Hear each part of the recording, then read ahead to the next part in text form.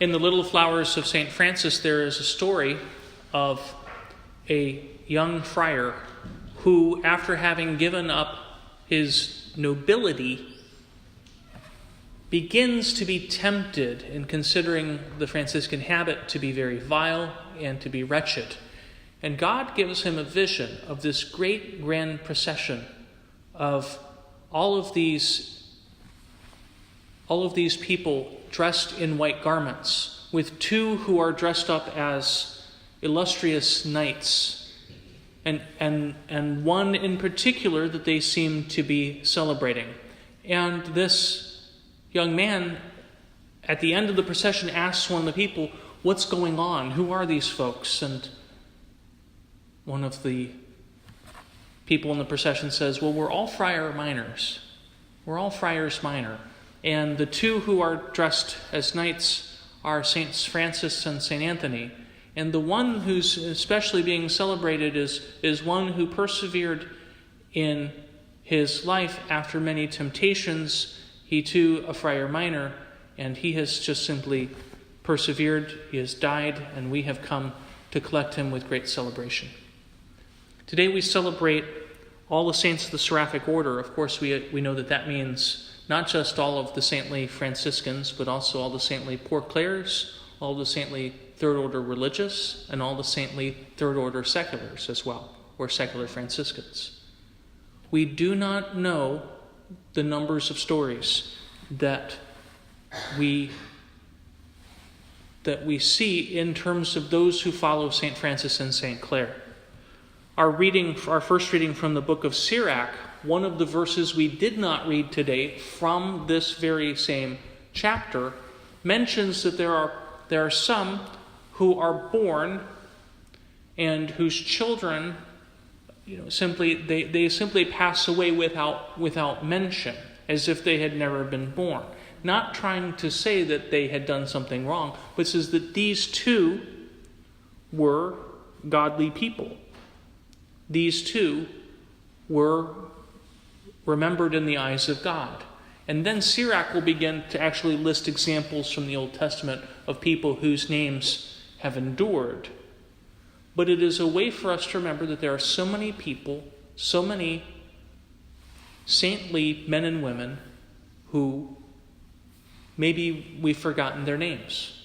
Maybe it could have been just meeting that one sister, or perhaps we know of some examples of people that we know who persevered in faith and at the end of their life died very saintly deaths, but no one maybe would introduce their cause for canonization.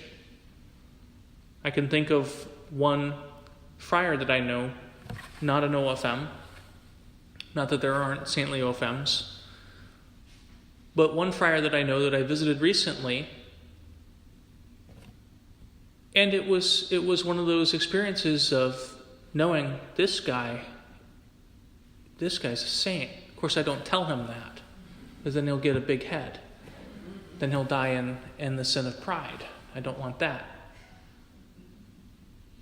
But where you can tell you're visiting somebody and you can tell that there's the angelic presence, that there's the presence of the Holy Spirit. And this kind of example, this reminds us that God has this in store for all of us, so long as we are basically faithful to receive from him all that he wants to give to us. Now, this is probably the hardest. Because like the rich man in the gospel, sometimes we are used to thinking, what is it that I have to do? What is it that I must do? And yes, the Lord might ask us certain things, but in a way, God answers this. Jesus answers the rich young man by telling him to stop relying on himself.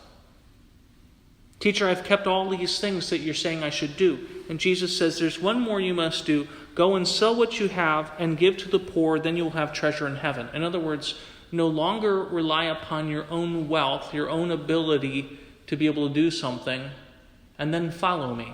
Give everything up for others, and then follow me. So that we don't say, God, I have everything. When we look at the life of St. Francis himself, we see that the beginning of his following God, he prayed one prayer in particular that is very profound.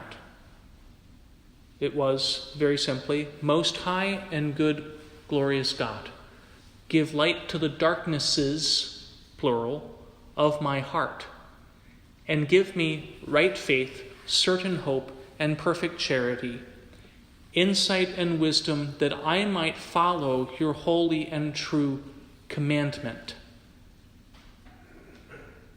Isn't this interesting? The very three things that we need the most, faith, hope, and love, Francis is asking for God to give that to him. Insight and wisdom so that he'll know how and what to do. He's asking God to do that. Where we become, as it were, like the little children that Jesus says we have to be in order to enter the kingdom, recognizing our utter dependence upon God, and with faith in God's goodness, trusting that God will provide all of the graces that we need, not only to become saints, but to become as great of saints as he wants us to be. We should dream big with God, because he has said certain things that may challenge the way we think about holiness. For instance, the Holy Spirit has inspired St. Paul to write, "May the God of peace himself make you perfectly holy, and may you be preserved, spirit, soul, and body, irreproachable for the coming of Christ Jesus." In other words, St. Paul is convinced, through the inspiration of the Holy Spirit, that God himself can make us perfectly holy and can keep us perfectly holy, preserve us in holiness. Do we trust God to do that?